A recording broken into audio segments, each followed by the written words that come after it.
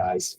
So I wanted to talk today about appraisals, really what they are, why they matter, and things to look out for, kind of things to plan for, and you can really use it as you gain experience as a tool for buyers and also as listing agents. A lot of listing agents, I feel like, don't really consider it as much as they should when they're accepting and picking offers. So in appraisals, when you guys are buying, and I'm just kind of again doing like a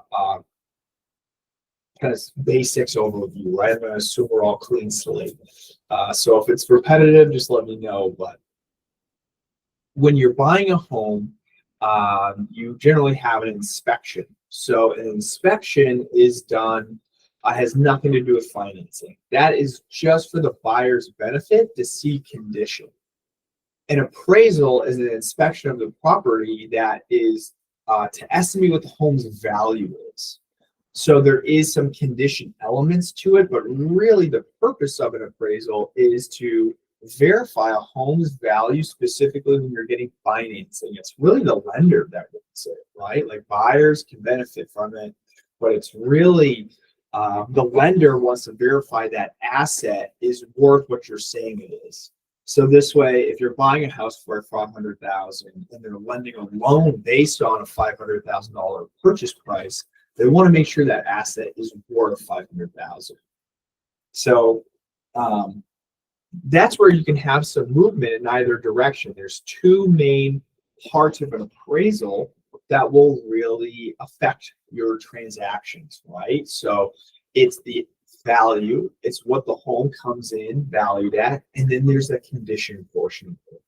So being prepared and doing your homework ahead of time for both of those things will help you have cleaner offers, more competitive offers, more accepted offers. Okay. Sorry, guys. Sometimes I have to admit people. Sometimes it just automatically logs in. So, Emily, hopefully you're there. I can hear you. Okay. I'm wonderful. here. Thank you. Appreciate you. Thanks for checking in. Yeah. Papa loves you. I like your polo. No, you didn't. I only wore this because I wasn't going there. All right. We'll dress nice for you. Okay. No, it's very becoming. Yeah. Okay, so Emily's a bully. So you just distracted me. So the value portion of it is, or depending on the condition, different loan programs have different requirements as well. So that's something that I would say, especially early on, lean on your loan officer. Make sure you guys are having conversations before you even putting offers early on, because our loan officers have on average over 15 years experience. So we've gone through it, we've been through it, we know what the red flags are, we know the negotiating tools aspect of things. So let's work together on it, right? Like, let's talk things over. So specifically, let's talk about the different loan programs and condition first. If you go and see a home, so certain loan programs will have different requirements. So for instance, government loans like FHA, VA, USDA, they are more strict on certain circumstances for condition. Specifically, they look for different things like peeling paint, maybe rotting windowsills, water damage, if there's missing handrails or broken windows. It can be very simple things, like your porch could even have chipping and peeling paint. And believe it or not, that's an issue for some government loans. If there's then issues, like bigger issues, like there's water damage on the ceiling, water spots, if there's noticeable damage to the roof, if there is the floor is peeling and pulling up, things like that. Like, there's a difference between cosmetic stuff that's a problem with conventional loans versus cosmetic stuff that's an issue with government loans.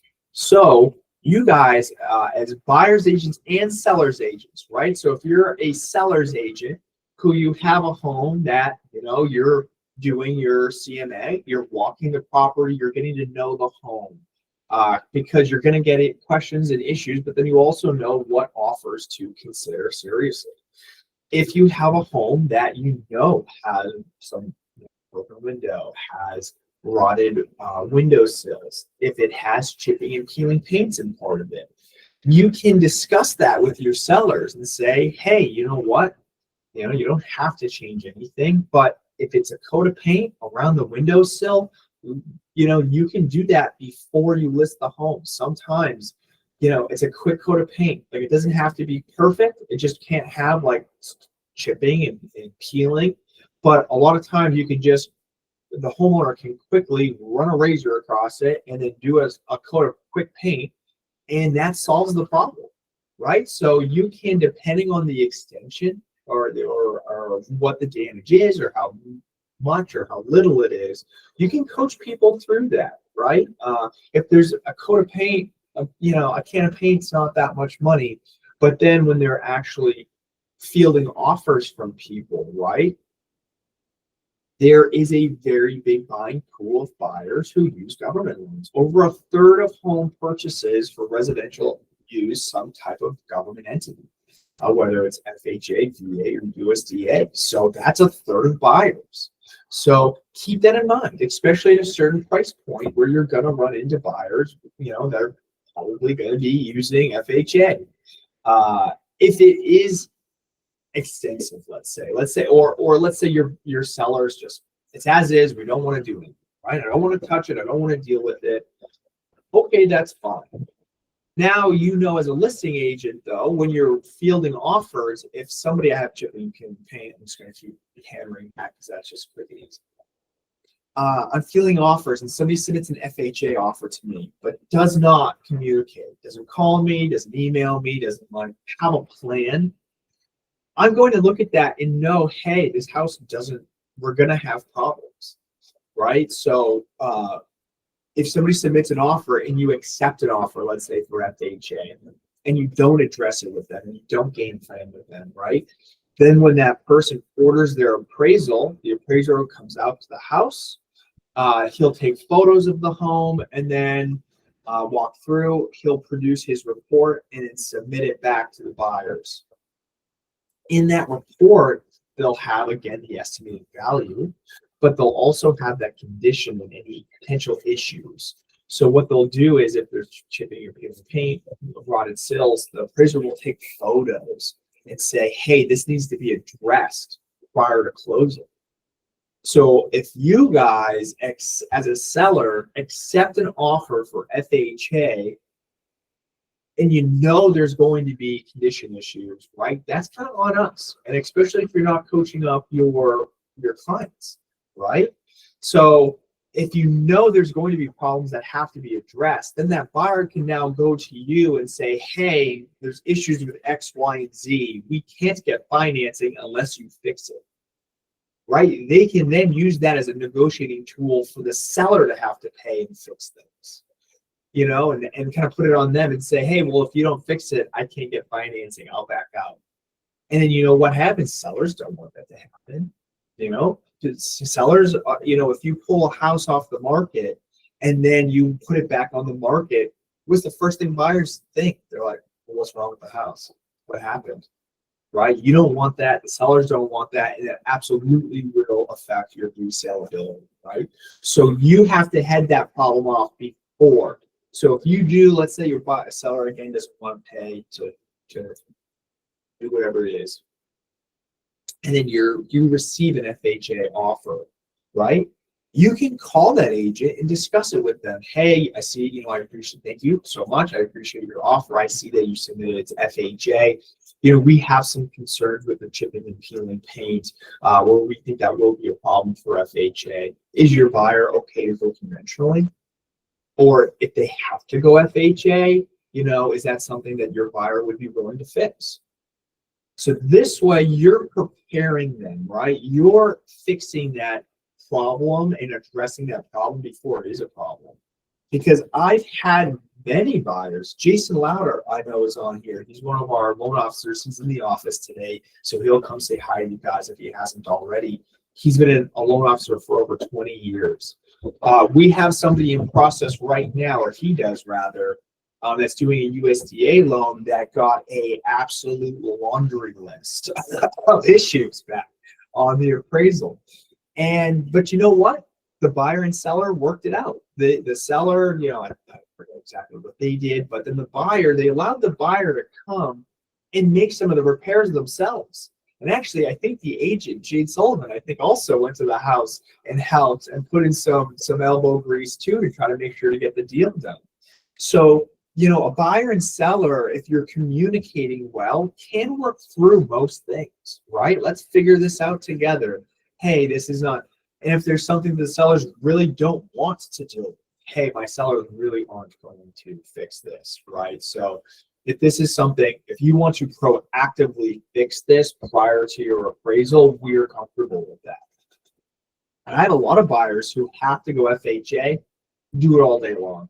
I can't tell you how many appraisals you have, like FHA appraisals, where they'll have the chipping and peeling paint on the ground still, and the paint on the porch is still wet because the buyers will go and do it before the appraisal is done.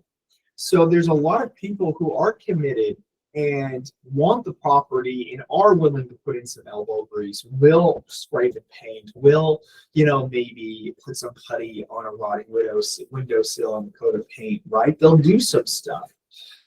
So this way, that doesn't mean you're as a listing agent talking yourself out of a buyer. You're kind of making sure you have the right buyer who's going to address it because it's going to be an issue.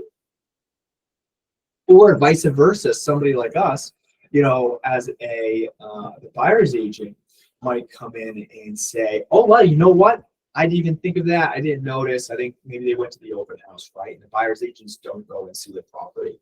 Or there's a lot of buyer's agents, and just even if you guys are newer, there's a wide range of experience here, guys. Don't assume the other agent or even notice. Maybe they just didn't notice. So, then they'd be like, you know what? They actually, I'll speak to the loan officer. They are also approved conventionally. Let me see if they're comfortable switching this over to a conventional offer. So again, you're avoiding this issue. If they can then go switch their offer to conventional, and you can remove that worry. Awesome, right? That's you doing a great job. You're giving your buyer less, or giving the buyer less opportunity to try to renegotiate or create and put costs on the seller. So that's an interesting way to think about it from the listing side. Buyer side, it's kind of the same thing, right? Where depending on who your buyer is, how handy maybe they are, how committed, how much they love the house, do they have to use FHA? Right? Do they have a down payment assistance program they need, or maybe they need USDA because it's 100% financing? If there's a reason they have to go with one of these loans, or it's just significantly better, pricing wise for them. Let's have a conversation. Maybe they can go fix things, because then you can put in an offer and say, hey, you know what? My buyer, it's FHA. We're a first-time home buyer. It's just really phenomenal terms for my customer. But we did notice that there was some chipping and peeling paint on some of the window sills. My buyer is actually willing to touch that up prior to an appraisal at his own expense. So it is something we are aware of, and we are willing to address, at our own expense if it's okay with the seller. What that tells me as a listing agent, right? Because the listing agent's job is to not just accept the highest dollar amount. It's to accept the highest or the best offer. The offer that I feel the best about will close at the best terms. I feel a heck of a lot better talking to that buyer's agent, because if they're proactively reaching out to me saying, hey, I understand you're going to see that it's FHA, right? We know we did see these problems, and we are willing to address them directly ourselves up front. That shows me that you have an experienced dedicated agent that's paying attention, and that you have a buyer who's motivated, right? Somebody who's willing to do some work, who's willing to go out of their way to go the extra mile, wants to close on the property. People aren't going to go repaint your porch or repaint your set of stairs if they don't want to close, right? So that turns a potential negative of you submitting an FHA offer, we're not worried about FHA financing, into potentially a positive where, hey, God forbid things don't work out. You just repainted, for me. You just made some repairs at your own expense. So it's a much better feeling and much more confident in accepting your offer, knowing that you're proactively addressing things. So you guys as buyer's agents can have a much higher success rate in getting your offers accepted. It's not just a numbers game, right? If you guys are submitting 100 offers, it is a little bit of a numbers game, right? The more offers you get out there, chances are the more accepted offers you'll get, right? Well, let's be as efficient as possible. Let's make every bullet count. If you can increase your offer acceptance rate even by 10%, 20%, that's tens of thousands of dollars for you guys every year. That's significant.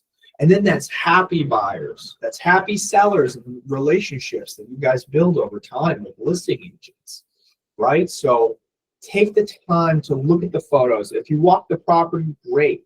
Make sure you guys are looking for those things. Lisa, and hopefully they do it again.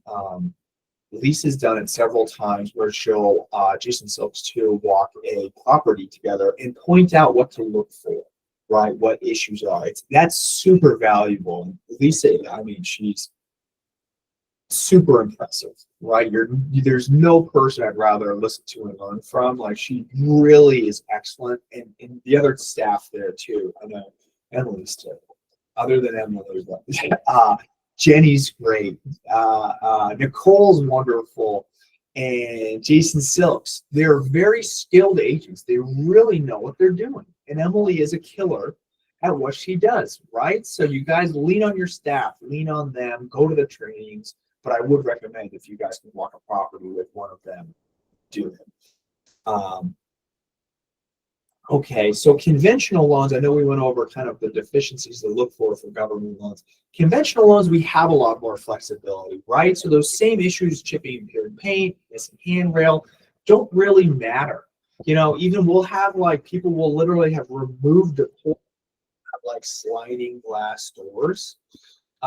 We can literally just put a bar over it, and that's not a health hazard anymore. Right? So there's a lot more flexibility and things we can do to kind of manipulate it with a conventional loan. So that's where sellers agents will be more comfortable with that if they perceive or expect there to be a problem. Okay, so the other portion of things, right? It's the condition and it's the value. So again, there's different perspectives for a listing agent versus a buyer's agent. But it's good to understand both, right? You can be a better buyer's agent if you understand how a listing agent fits, right? Get more offers accepted. So value. An appraisal is, and I have kind of conflicting feelings on things, right? Where a home's value in my mind is what someone's willing to pay for it. Right? That's how much a home is worth, is what someone is willing to buy it for. An appraisal isn't necessarily what a home is worth. An appraisal is an estimated value based on recent sales. So there's definitely cons and drawbacks to that. So an appraiser will look at recent home sales within the last 6 to 12 months as close proximity-wise to a property and as close in similarities as far as size, build, condition, things like that, right? So sometimes you'll have homes that just don't have a lot of good comps, right? There will be homes that, if you have the nicest house on the street, and you guys have probably heard this term, right? I'd rather have the ugliest, shittiest house on the street of the nice neighborhood than having the nicest house on a terrible street. It's because it's the comps, it's values, right? So that's what they'll comp your house to. So if I have this gorgeous colonial at the end of a cul-de-sac, but I'm surrounded by ranches that are run down, half the size, and there's just not a lot of good sales there, right? An appraiser can only use the sales that are there. They have adjustments where they can say, hey, our house is bigger, our house is nicer, right? But it can only bridge the gap so much. So you, even as a buyer's agent and a listing agent, when you're making offers or accepting offers, you have to look at the comps. You have to do the research so that way you can be prepared to have a good idea of what you think is realistic. What do you think a home will appraise for? Because an appraiser is limited to what actually sold. Whether that is a direct reflection or accurate reflection of what a home is worth is two different things, right? So you just need to plan accordingly. I'm going to give you a real world scenario actually just happened. So I am a licensed real estate agent as well. I do not practice, right? Like I really do it just as networking. It's actually how I met Lisa.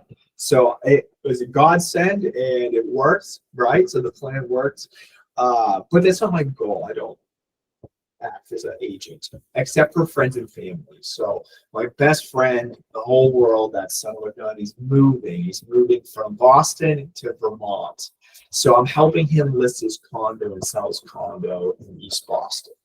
So looking at the comps, looking at the sales, recent sales for the last 6 to 12 months, the best comparable home that was similar in size sold for $1,090,000. So I know, hey, we might have problems here. Right? I looked at the top 5-6 sales that happened the last 6 months, and the price per square foot adjustment would put ours at estimated like $944,000 value. But that's not really what the home is worth. There is some other amenities and positives. So it's a rooftop, it's a penthouse condo unit. So it's a top floor, and it has a rooftop deck that's private just to its unit. So it's very unique for East Boston and the amount of space. So it has intangibles that might not come through on an appraisal. Like they don't have comps or adjustments to really show what the value that truly is to a potential buyer. So I'm worried about comps. So I think the house is worth more. So I listed it Friday. I listed it Friday afternoon for $1,149,000, knowing that's what I think it's worth. That's what I think someone would buy it for. But I know I'd probably have problems with an appraisal. So go through the open houses, discussing issues with buyers, right? And I'm talking to people who are want to put in offers with financing. And so if I know that there's issues potentially with an appraisal, as a listing agent, what are you discussing? You're discussing potential appraisal gaps, especially if you have multiple offers. If you have the ability to, I would feel much better. Somebody could offer on that property $1.3 million, let's just say, for instance. $1.3 million with financing with no appraisal gap, right? And then somebody can offer 1,150, like at asking with cash. Which one sounds better? Right? It's the 1.3. It's significantly more. It's $150,000. But if that person is not willing to give us an appraisal gap, and I don't think it will appraise for that amount, I think it won't go for more than 1.1. What I could potentially net much less with that 1.3 offer by accepting that rather than the cash. And actually, and I'm not saying, Chinati is actually ethics-wise one of the best companies I work with. Like you guys are good about, you go into it with the right attitude and the right heart. But I have also run into a lot of other brokerages and real estate agents that will do that on purpose. They will over-ask. They will put in outlandish offers, well over asking with financing, knowing it's not going to appraise. Their ultimate plan is they'll discuss it with buyers. Let's put in this offer. When the appraisal comes in low, we'll renegotiate, because they know the seller doesn't want to pull back on the market. They know they don't want to deal with it. They want it to close. They don't want that blemish that something bad happened, right? So people will renegotiate, and that does work. So as a listing agent, you have to know or have a really good idea and then be able to communicate that with your sellers. So we ended up, actually, that was a real scenario. We ended up accepting a 1150 offer for cash because we were concerned about the value of the home coming in. So there is a real skill to it to be able to use that to coach your sellers of which one is the best. You know, we don't pick the offer they accept, right? We just give them advice and insights. But you have to give them that advice and insights because they don't know. They're just gonna automatically go with the highest number, right? So that shows and proves your value as a listing agent. Pull the comps, do the research, you know, give them real insight. Same thing as a buyer's agent. A good buyer's agent will go into it. I'll pull the comps, right? You guys pull the comps when you're putting in offers. Will this have a problem with the appraisal? Is there a chance? Do I think it's actually worth this? Will I have an appraisal? Talk to your LO, right? Can we, you know, what happens if an appraisal comes in low? And then that's another conversation that you have as a listing agent, right? So like I mentioned, having appraisal gap built into your offers. As a buyer's agent, I am in the same mindset where, hey, I think that it will have trouble appraising. My buyers are able and willing to submit an offer at 115 or what at asking with an appraisal gap versus somebody who doesn't have that. You're going to win every time because that's something that makes the seller feel safer, right? You're giving them a higher floor than the other offer would, comparatively so. And it doesn't have to be $1 million, right? It doesn't have to be a $50,000 gap. You know, $10,000, you know, $25,000 gap goes a long way. You know, I'm telling you, like even throwing in like a $5,000, $10,000 gap as a buyer's agent on my offers will get your offers accepted. Promise you that. And so somebody also doesn't have to put down, and this is a training appraisal gaps is an entirely different thing unto itself. I'll talk about more something else. All right.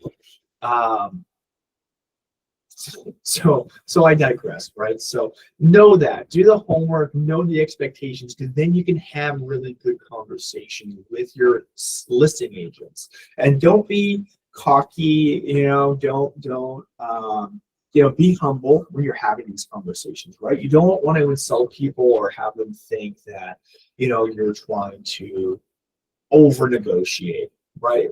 I call and talk to, never just email your offers, guys. Call and talk to the list agents. Be like, hey, you know what? We're putting in an offer at asking. You know, I was looking and I think that we might, you know, have some issues with comps, you know, for the appraisal, but my buyers are super motivated. They're willing. We actually included a $25,000 appraisal gap. I think that's more than enough to bridge, you know, if there is, God forbid, an issue there. I do feel confident with that we'll be able to hit that number. Just, hey, super, I did the research. I'm prepared, and we are trying to put our best foot forward by making sure the sellers actually built this. As a listing agent getting that call, I feel way better. Right? That means, again, somebody's motivated, the agent's, you know, good at what they do, they're involved. It builds value. And then vice versa. What happens if an appraisal does come in low? So if an appraisal comes in low, that is part of your financing contingency. If an appraisal doesn't come in, same situation, we did the 115, right? And it comes in at 11. What happens?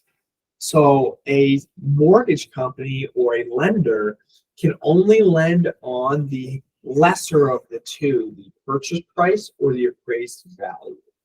So if the appraised value comes in at 1.2, heck yeah, awesome, great. If it comes in less, that now comes in 1-1 and there's a $50,000 gap there, then the sides have to come together and try to renegotiate. You know, me as a seller, I'm going to go to you and say, I don't care. You know, I want my full amount, right? And the buyer, what happens is they have to bridge that gap with cash. So that means that they'll potentially have to bring that $50,000 in cash to make that happen, right? Or you have to, you know, go back and forth, try to meet in the middle. You'll have some buyers who are super stubborn. Hey, it appraised for 1.1. That's all it's worth. I'm not paying a penny more than that, right? So then you create problems with your buyers if you're not preparing them for realities, right? Of like, hey, this is what I think is going to happen. So that if you have that conversation with them, there's not a surprise. They can't come back and say, oh my God, it's only worth this. It's like, hey, you know what? It is worth this, right? This is a competitive area. It's a beautiful home. It has tangibles, but you know, it might have problems with comps. So have those conversations up front, and then maybe they're more comfortable bridging that gap. They have it in their mind. Maybe we might have to do this. So then both sides usually everybody takes a bite of the shit sandwich, right? Like the seller drops it down. That's a technical term, guys. The seller drops down $25,000. The buyer pays $25,000. Something to that effect, right? Most of the time, everybody's good natured. Who wants to get it done? Wants to, you know, a good deal is everybody's not. Nobody's too happy, right? Everybody's right, pretty darn close to normal.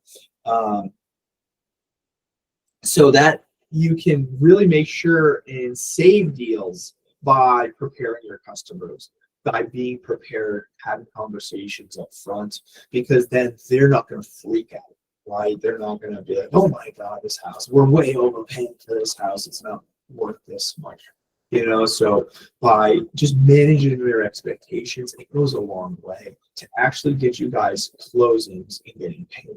That's really like the buyer, you want them to buy the house, you want them to close, they want to close, and you want them to feel good about it. You want everybody walking away feeling like it was a great transaction.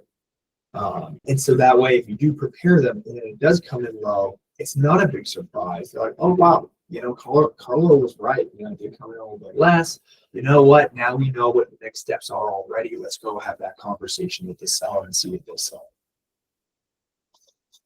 So those really an appraisal and those different factors are huge as far as you guys just being more efficient as agents. So early on, have those conversations with your managers, you know, talk things out with your loan officers, you know, right? We deal with more appraisals than anybody, right? We're going through it. We're a good person to talk to and ask about it. Hey, do you think this would be a problem? I have, you know, people send me listings all the time. Hey, do you think this would be a problem for a VA? Hey, do you think the FHA would have an issue with this? Please, God, do. Use the tools you have, guys. Let us know. Let us help. That's what we're here for.